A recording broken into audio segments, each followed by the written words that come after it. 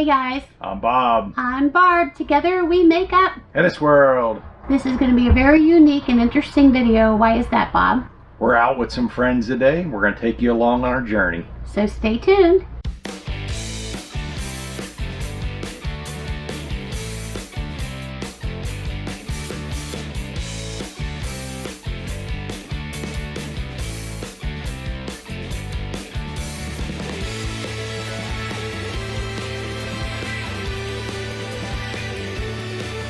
So today we're introducing you guys to our friends Chris and Shelly and Grizz. Yep. From our License to Travel. I say, don't forget Grizz. They're a great channel, but Grizz is definitely a star. He's the diva. Yep. When we first met them back in 2020 in Texas, Grizz was not there then. But now they have Grizz, so Grizz is definitely part of their channel. So we met them back in 2020 for like 5 minutes, but we had like an instant connection with them. So we decided at some point we would meet up with them again in our travels, and we finally did in Mesa, Arizona. Took 2 years. Yeah. But we finally did after we did our... You can meet us and hang out with us, but it might take 2 years. After we did our journey across the top of the country and down the West Coast. The end of our big trip out west was to meet our License to Travel and hang out with them. So when we met up with them, they had a plan. Yep. A plan for a whole week of fun and unique things to do. Yeah, they wanted to showcase their state of Arizona, and we were in the Mesa area, so we decided to let them be our tour guides and take us around, and it was incredible. Oh, they were amazing. I mean, they picked us up every morning, they took us out, they showed us things that we hadn't seen before, and we just had a ton of fun with them. Silliness all around. Yep. Oh, I love fresh herbs. Ooh, lemon basil, holy basil, the Genovese basil. So believe it or not, Bob and I have never been on an olive oil tasting tour. Yeah. And we were excited to do it, but we didn't really know what to encounter, and it was pretty neat. So we're going to show you what we encountered. And we got... And Amelia, yeah, he's wanting a drink of water. And Amelia is wanting to say, hey Grizz, what's going on, boy? Who knew olives grew on trees? I didn't know. No, we didn't know, and it was pretty unique experience. It was a general tour. They gave you just kind of the basic history, and Bob got kind of crazy because they said he could try one off the tree. And what was your thought? And they said it was going to be bitter, and it was bitter. And a part of the tour was a tasting. So you've been to wine tastings, maybe some little bourbon tasting. Yeah. Olive oil tasting? You ain't got nothing on us. That's we right. did olive oil tasting. Olive oil tasting's pretty intense. Yeah, and I was impressed because it was smooth and actually delicious. And you were able to pick up all the aroma of the different herbs and stuff that were in there. Yeah, when they explain it to you, it's just like a wine tasting. You know, touch the back of your mouth and get this hue or this taste. So that was our day one. So now let's go into day two. So today we are hanging out with our License to Travel again. Over there is Superstition Mountain. And we are at the gold field, kind of like old mining town in Apache Junction, Arizona. YouTubers in the wild! Show it! YouTubers in the wild. But we're going to go do some little silly fun stuff today with our little best friends up there, Shelly and Chris from our License to Travel, and their incredibly famous dog Grizz. This is our luggage for our train ride today. It's a little rusty. Okay, so day two took us out towards Superstition Mountain and the Goldfield Ghost Town. Yep. Involved a couple different adventures while we were there in town. One of being a train ride. You get on a little small train and you ride around the area of the town. They talk about the history of the goldsmith town mining and stuff like that.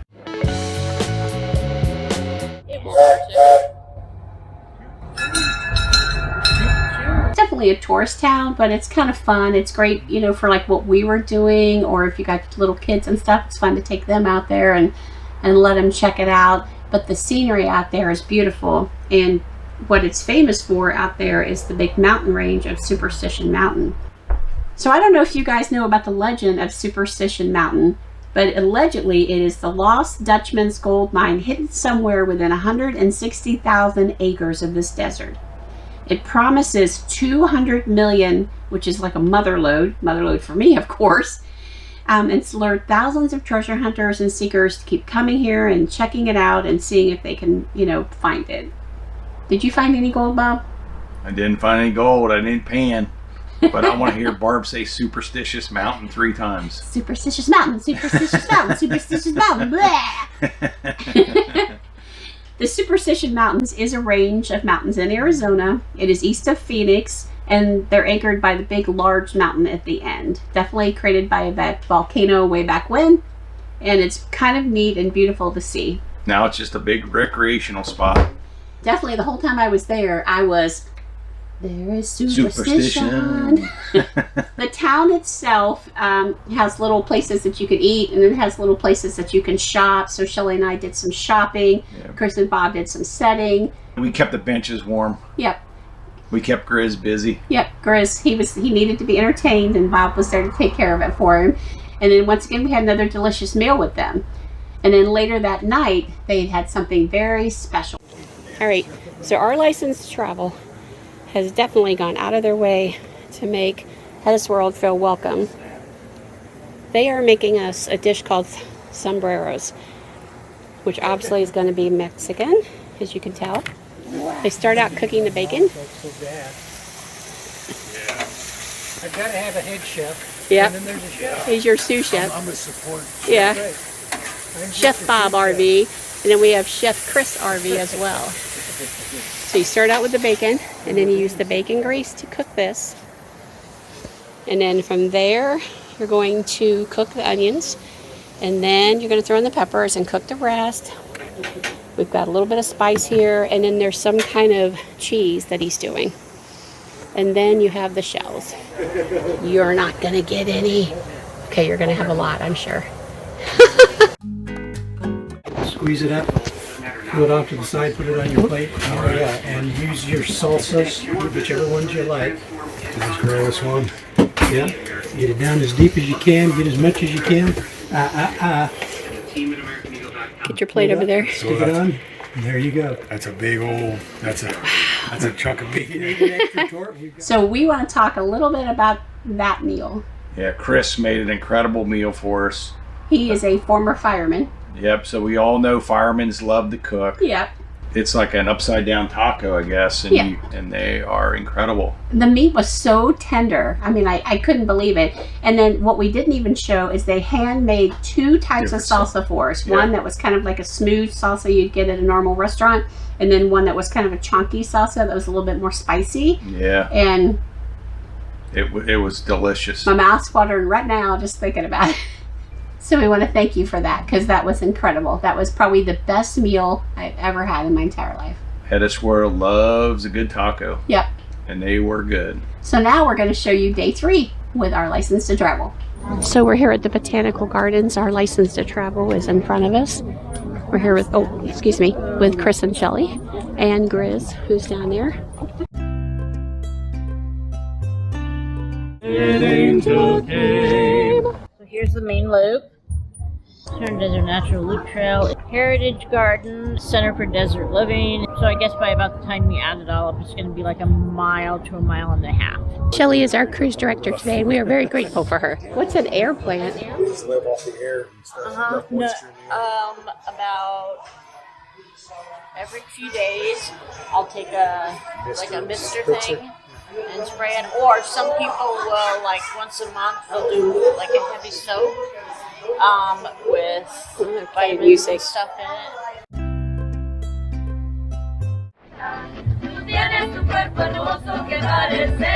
The whole gardens was decorated for the Christmas holidays. And they had beautiful sculptures everywhere by this incredible artist, so that was neat to see. Yep. And of course, once again, we had a great time walking around with them, listening to the music, being silly, torturing poor little Grizz, and eating more food. And the wood food. Day 4! Day 4.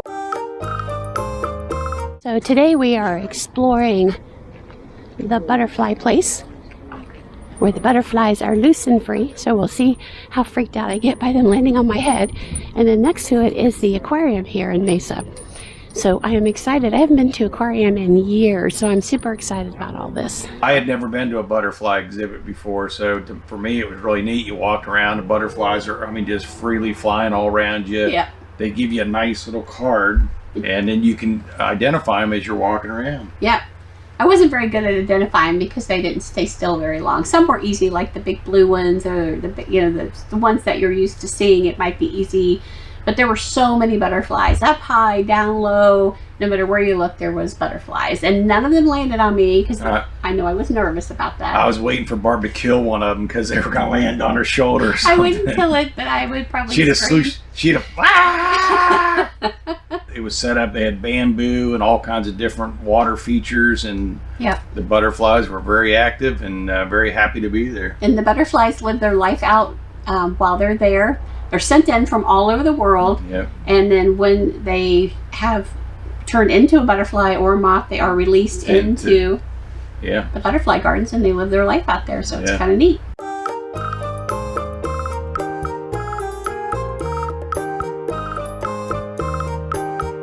So now let's take you into the aquarium.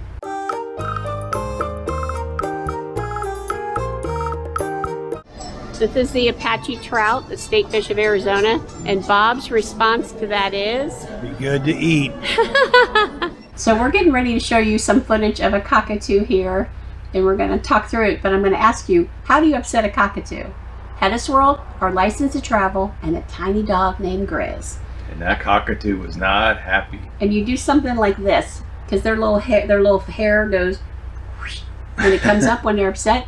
You stand in front of the glass and you go whoosh, whoosh. And he was not having it. Nope.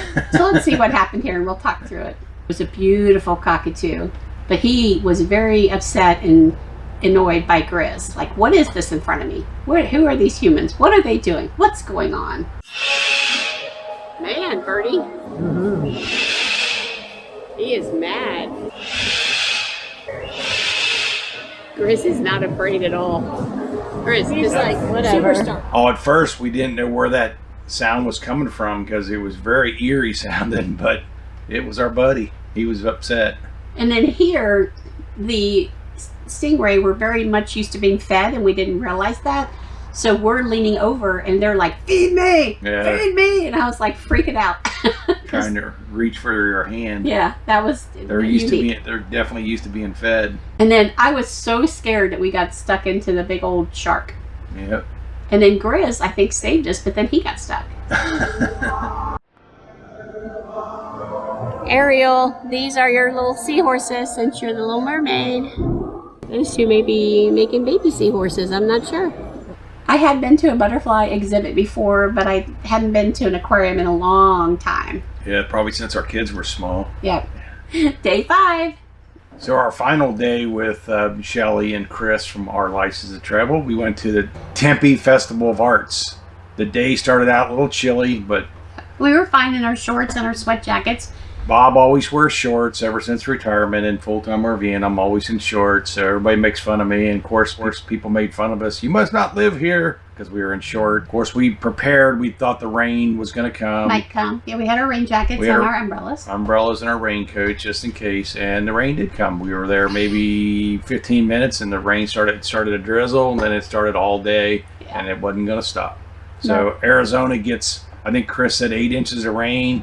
Or that area of Arizona gets 8 inches of rain in a year, and I think we got 2 or 3 of them that day. The arts festival was incredible with all, of course, the sculptures and the glasswork and all the handmade things that were there.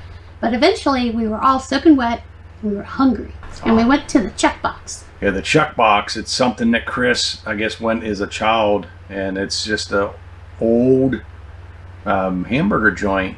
And they made hamburgers the old-fashioned way. So, and then later that night, they ended up making us another meal, which I didn't take pictures of for some reason. But the meal was beef stroganoff. Yeah, and I'd never had beef stroganoff before. I have had it. My mom used to make it, and of course, Chris is an excellent chef with his fireman skills. Yeah. And it was did not disappoint. Actually, getting to know Shelly and Chris because we just kind of touched bases the one day in Texas 2 years ago. But we had an instant connection with them. Yeah. I'd say they're our first YouTuber friends that we met on the road. Their channel is interesting. Chris has that radio voice. Yeah. That because he does most of the narration, and it's just so soothing and comforting to listen to. And then Shelly is kind of funny and, you know, cracks me up and stuff when they, you know, when they're out doing their tours. Then they introduce Grizz into the picture, and he's just he's a bucket of joy for Yeah. them for sure, because he's got a lot of energy. And Now, don't be surprised. He's like this big. yeah, But he's Yeah. got a tongue that's like this big. I think he's 4 pounds or something like that. Our cat is 11 pounds, so I know. he's just a little bucket of bones. Just wants to be loved. He's so sweet. Definitely highly recommend Our License to Travel as a Yeah. channel for you guys to check out. They got a Grand Design. I believe it's like a 42 Did you foot. say Grand Design? Oh, I'm sorry. We did prove in this video that river stoners can be friends with Grand Design as long as it's Our License to Travel. Yep, This video is, of course, fairly current, yep, up to date. We are going to take you back to South Dakota after this video. yep, So we hope that you like this video. Please give us a thumbs up. yep. We want you to smash up that notification bell. Bob, of course, wants you to comment. Yep. Commenting on all the different adventures we were with License to Travel. We had a lot of unique experiences that we were very grateful for. Yeah, we had great tour guides. They were awesome. Yeah. And we definitely want you to check out their channel. It's an awesome channel. The link is below in the description. If you hit more, you will find it. If you're not subscribed to our channel, do that first. Yep. So remember, we're HetteshWorld. Come travel in our incredible world. Bye!